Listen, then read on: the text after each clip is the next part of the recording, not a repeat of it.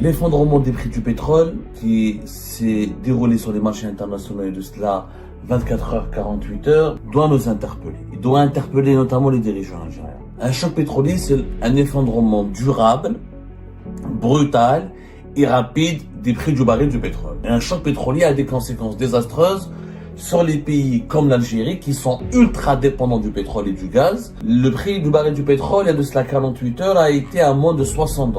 Mais beaucoup d'analystes et d'experts affirment que ce n'est pas passager et qu'il est possible que dans les mois et les semaines à venir, qu'il pourrait aller même jusqu'à même sous 50 $.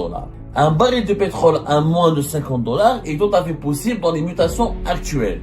Alors pour moi, à 50 $ le prix du baril du pétrole, déjà à 60, on est déjà dans une situation catastrophique. Pourquoi? Parce que la loi de finances 2025 a été calculée sur un baril de pétrole de 60 $. Pour éviter ce scénario cauchemardesque, il faut quoi? Il faut arrêter ces déficits budgétaires élevés. Il faut arrêter ces dépenses extrêmement élevées de l'État algérien. Il faut rationaliser les dépenses de l'État. Et deuxièmement, au lieu de donner des budgets énormes pour l'État, il faut dépenser de l'argent dans l'économie, dans la création d'emplois, dans la création d'entreprises, dans la création de boulots à valeur ajoutée. L'effondrement des prix du pétrole qui s'est déroulé sur les marchés internationaux et de cela 24 heures, 48 heures, doit nous interpeller. Il doit interpeller notamment les dirigeants algériens. Dans l'histoire récente de notre pays, nous connaissons ce que c'est qu'un choc pétrolier. Un choc pétrolier, c'est un effondrement durable, brutal et rapide des prix du baril du pétrole. Et un choc pétrolier a des conséquences désastreuses sur les pays comme l'Algérie qui sont ultra dépendants du pétrole et du gaz, puisque les prix du gaz sont indexés sur les prix du pétrole, même si depuis 2020, le marché du gaz naturel et du GNL essaie de s'émanciper du pétrole, il n'en demeure pas moins. Quand il y a des tensions internationales, quand je dis bien il y a des tensions internationales sur le marché mondial, les prix du gaz et du pétrole seront liés à un impact direct. Parce que les matières premières énergétiques, le pétrole c'est le premier matière énergétique consommée dans le monde, le gaz et le pétrole, le gaz c'est le troisième après le charbon et le pétrole, et ils ont pratiquement les mêmes usages industriels, donc le gaz ne restera pas, il ne peut pas rester indifférent, et jusqu'à aujourd'hui, beaucoup d'importants contrats gaziers sont indexés sur le pétrole, sur les prix du pétrole. Des grands pays comme la Chine ou l'Inde essayent, ou le Japon même quelquefois, de négocier quand ils achètent du gaz, ils prennent en référence les prix du pétrole. Le prix du baril du pétrole, il y a de cela 48 heures, a été à moins de 60 $. Depuis, il a rebondi un petit peu à 62 $. Mais beaucoup d'analystes et d'experts affirment que ce n'est pas passager et qu'il est possible que dans les mois et les semaines à venir, le baril du pétrole pourrait retomber encore une fois sous 60 $ et qu'il pourrait aller même jusqu'à même sous 50 $. Il y a plusieurs organismes internationaux, il y a plusieurs agences de cotation, il y a plusieurs cabinets d'experts, il y a plusieurs cabinets spécialisés dans l'énergie et les produits énergétiques qui estiment ou qui font des analyses ou qui établissent des grilles de lecture selon lesquelles les prix du baril du pétrole vont varier entre 60 et 50. Ça, pour les plus optimistes. D'autres cabinets, d'autres analystes estiment qu'il est vraiment probable que le prix du pétrole pourrait baisser jusqu'à 50 $. Ça, c'est Goldman Sachs, par exemple, une grande banque anglo-saxonne américaine. Elle estime que le prix du pétrole brut à 60 $ cette année, il va baisser au-dessous de 60 $. Et alors qu'elle avait estimé que le prix moyen sera de 63 $, et aujourd'hui, elle dit qu'il n'est pas impossible qu'il soit au-dessous de 60 $. D'autres experts parlent d'un baril de pétrole à 55 $. À l'heure actuelle, on ne peut pas parler de choc pétrolier. On va parler de choc pétrolier, c'est le baril de pétrole pourrait baisser à moins de 50 $. Un baril de pétrole à moins de 50 $ est tout à fait possible dans les mutations actuelles.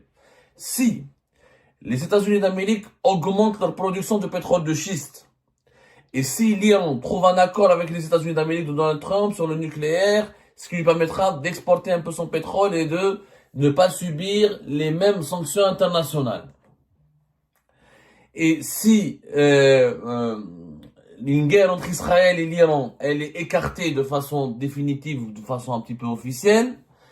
Et si les États-Unis d'Amérique vont contraindre les si l'Europe choisit de privilégier comme fournisseur énergétique les États-Unis d'Amérique, en termes de gaz, en termes de pétrole, la conjonction de ces trois conditions, en plus, un autre élément, un quatrième élément, s'il n'y a pas d'accord pour mettre un terme aux tensions commerciales entre la Chine et les États-Unis d'Amérique, dans le cadre de cette guerre commerciale qui a commencé de cela un mois, les prix du baril de pétrole pourraient facilement chuter sur la barre des $50. Et là, on parlera d'un choc pétrolier. Qu'est-ce que c'est qu'un choc pétrolier? C'était quand la date du dernier choc pétrolier? En Algérie, on connaît très bien de quoi il s'agit, puisqu'en 2016, le monde a connu un choc pétrolier. En 2016, le prix du baril de pétrole, en 2014, il était à $100. Il est passé à moins de $30 début 2016. De $100 en 2014 à moins de $30 début 2016. Pourquoi? Parce qu'à l'époque, les États-Unis d'Amérique sont devenus la première puissance énergétique au monde, puisqu'ils ont commencé à produire beaucoup de gaz et à produire beaucoup de pétrole. Et depuis ça a commencé en 2016, 2015, 2016, et ils ont commencé à exporter beaucoup de pétrole de schiste et de gaz de schiste. Ce qui fait que l'offre mondiale a augmenté, la demande, elle était plus faible, et les autres pays qui produisent du pétrole comme le Venezuela, comme la Russie, comme l'Arabie Saoudite ont eu du mal à concurrencer le pétrole de schiste et le gaz de schiste américain. Donc il y a eu un dérèglement du marché mondial et le baril du pétrole est tombé à moins de $30. Les conséquences sur l'Algérie ont été terribles. Quelles étaient les conséquences sur l'Algérie? Premièrement, nous avons perdu énormément d'argent. Les recettes de l'État algérien ont baissé de plus de 50% à partir de 2016-2017. C'est-à-dire que l'Algérie a perdu 50% de moins au niveau de ses revenus de devises à partir de 2016 et 2017. Ce qui a poussé le déficit budgétaire aussi, il a explosé. C'est-à-dire que le déficit budgétaire, c'est quoi? C'est la différence entre les dépenses et les recettes.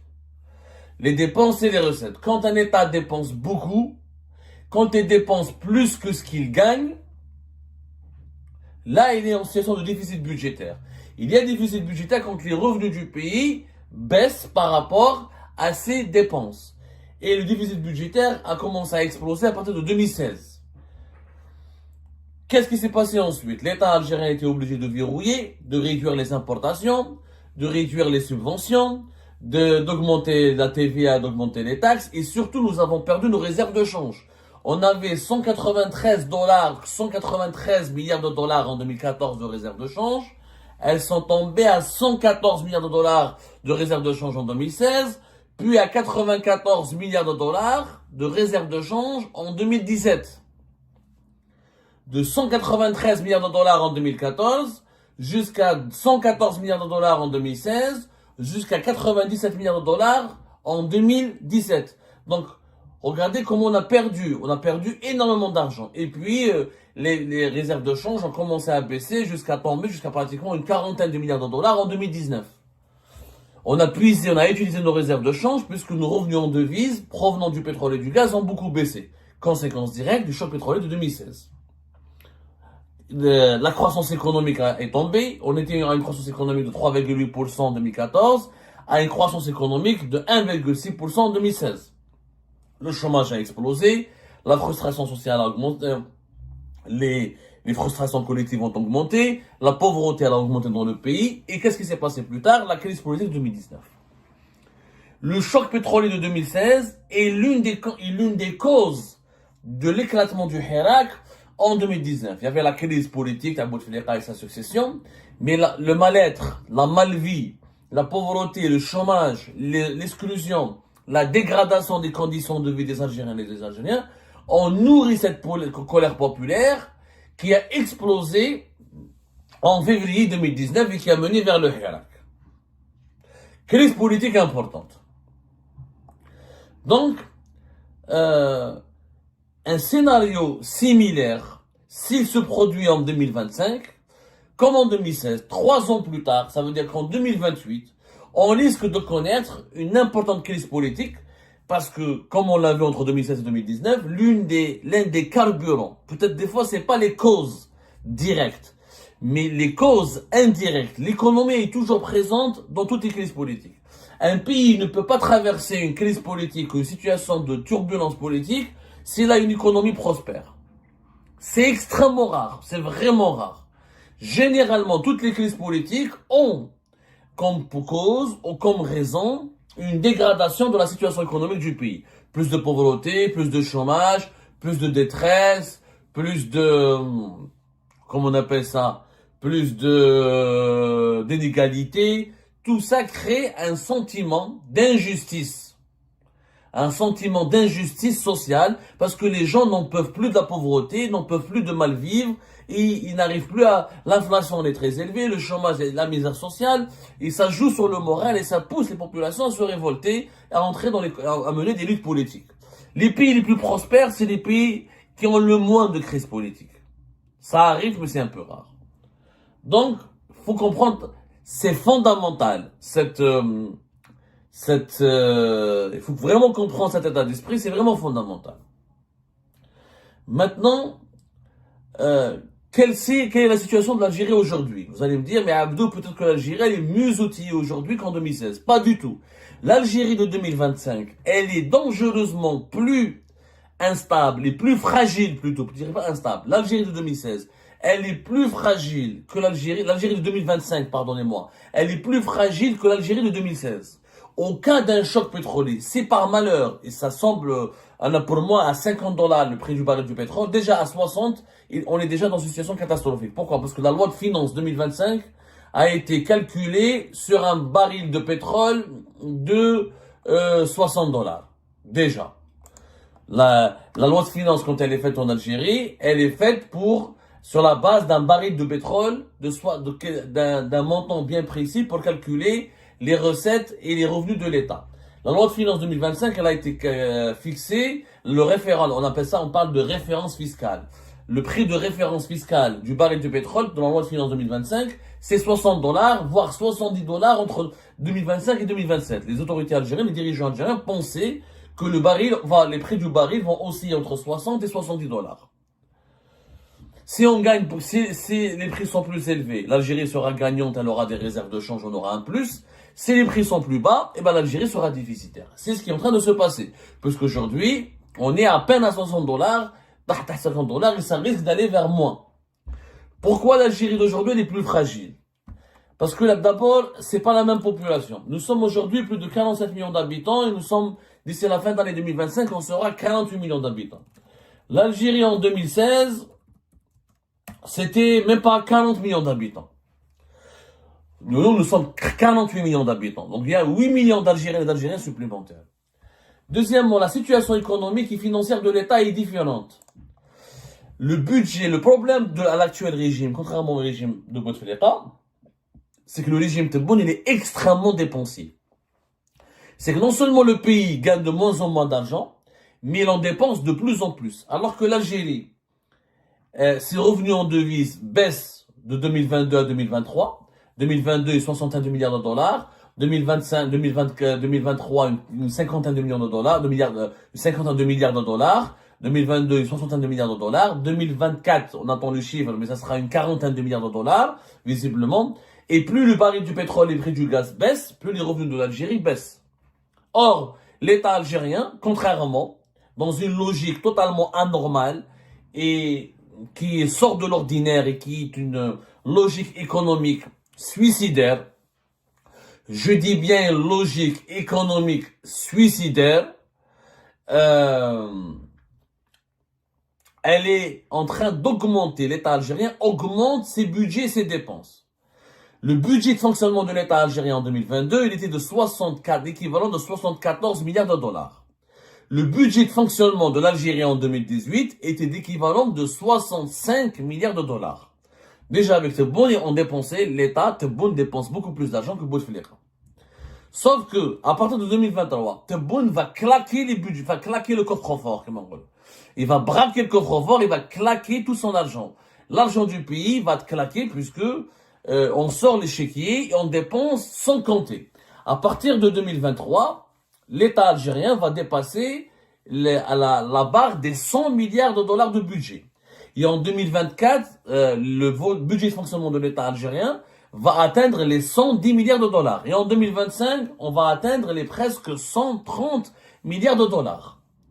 Donc, si un choc pétrolier se produit aujourd'hui, je ne sais pas comment les dirigeants algériens vont faire parce qu'ils ont dépensé énormément d'argent alors qu'ils n'ont gagné de moins en moins. Et le budget de l'État algérien continue d'augmenter de 2023 et de battre des records jusqu'à 2025, alors que le revenu de l'Algérie continue de baisser. Parce que les meilleurs revenus que nous avons eus, c'était en 2022, grâce à la crise énergétique, à la guerre en Ukraine, où les prix du baril du pétrole et du gaz ont explosé.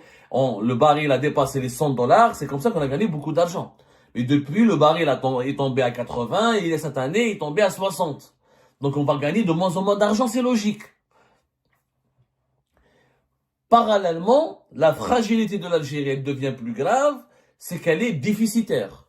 Le déficit budgétaire, encore une fois, qui est la différence entre les dépenses et les revenus de l'État. Le déficit budgétaire en 2018, il était de 18 milliards et demi de dollars. 18 milliards et demi de dollars. Ça, c'était le déficit budgétaire en 2018. Le déficit budgétaire, maintenant, en 2022, ou en 2021, voilà, en 2021, le déficit budgétaire était de 22 milliards de dollars. En 2022, le déficit budgétaire, il était de 31 milliards de dollars. En 2023, le déficit budgétaire de l'Algérie était de 41 milliards de dollars. Et en 2025, le déficit budgétaire de l'Algérie est sera, à la fin de l'année, de 63 milliards de dollars. Pourquoi? Parce que la dépense de l'État algérien seront supérieures à ses revenus de 63 milliards de dollars. C'est quoi les conséquences du déficit budgétaire? L'inflation. Beaucoup plus d'inflation. Plus le déficit budgétaire, ça veut dire qu'il y a beaucoup d'argent qui circule dans le pays.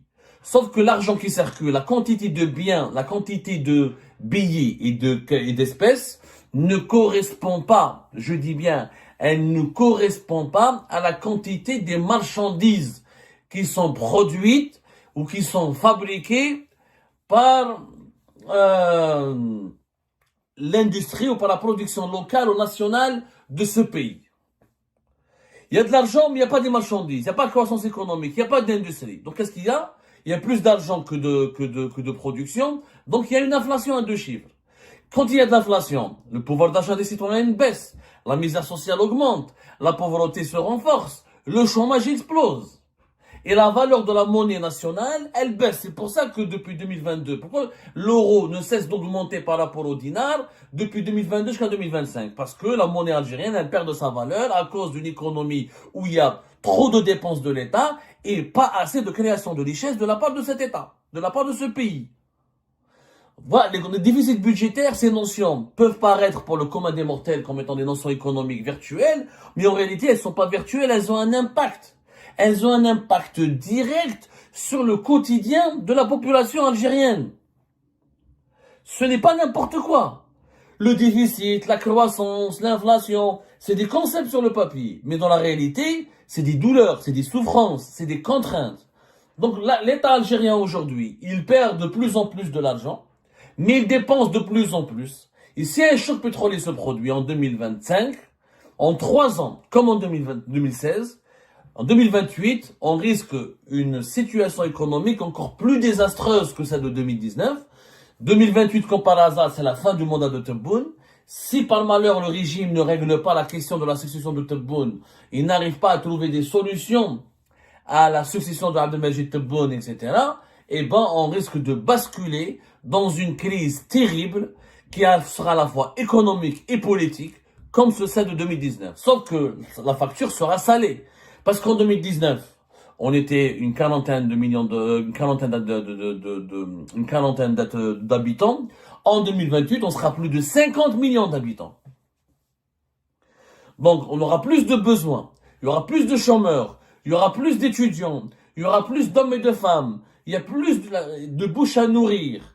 Et les déficits seront plus graves parce qu'il y aura des conséquences. On va payer l'accumulation de ces déficits. Vous imaginez l'accumulation de ces déficits de 2022, 2027 jusqu'à 2028? Si un choc pétrolier se produit maintenant, en 2025, l'Algérie vivra en 2028 l'une de ses plus graves crises économiques et politiques dans son histoire. Une crise à la fois, beaucoup de misère sociale, beaucoup de pauvreté, beaucoup de fléaux sociaux, beaucoup de chômage, beaucoup de harga, et une détresse, une déprime nationale, et éventuellement des protestations, des émeutes, une instabilité politique. Une deuxième crise en 2028, comme celle de 2019, elle sera fatale pour l'Algérie. On n'aura pas assez de réserves de change, on n'aura plus assez de pétrole et de gaz à exporter, et on a beaucoup de déficits et beaucoup de misère sociale et de pauvreté. Pour éviter ce scénario cauchemardesque, il faut quoi? Il faut absolument changer de gouvernement. Il faut faire trois choses. Un, anticiper la succession d'Abdelmajid Tebboune. Préparer la succession d'Abdelmajid Tebboune dès maintenant. Où il est capable de terminer son deuxième mandat, mais il est très âgé, ça va être très compliqué, il a déjà 80 ans. Dans 3 ans, 83, 84 ans, c'est extrêmement compliqué de gérer les problèmes de l'Algérie à un âge aussi avancé. Qui sera le successeur de Tebboune? Quelle Algérie après Tebboune? Il faut régler le problème maintenant. De deux, il faut changer la politique de gestion du pays. Il faut arrêter ces déficits budgétaires élevés. Il faut arrêter ces dépenses extrêmement élevées de l'État algérien. Il faut rationaliser les dépenses de l'État. Et deuxièmement, au lieu de donner des budgets énormes pour l'État, il faut dépenser de l'argent dans l'économie, dans la création d'emplois, dans la création d'entreprises, dans la création de boulots à valeur ajoutée. À valeur ajoutée. Et ben voilà les amis, c'est la fin de cette vidéo. Je vous remercie comme d'habitude pour avoir suivi jusqu'à la fin. N'oubliez pas de nous laisser vos commentaires et vos réactions sur le sujet de cette vidéo et de vous abonner à la chaîne si vous n'êtes pas encore abonné. Donc voilà, je vous remercie encore une fois pour votre soutien et pour les discussions que vous menez dans la section des commentaires. C'est vraiment très intéressant. Et je tiens surtout à vous demander juste de respecter un petit peu le cadre des discussions et de ne pas verser dans l'animosité, et dans l'insulte ou dans la calomnie. Donc voilà, merci beaucoup et à la prochaine dans une nouvelle vidéo. Au revoir.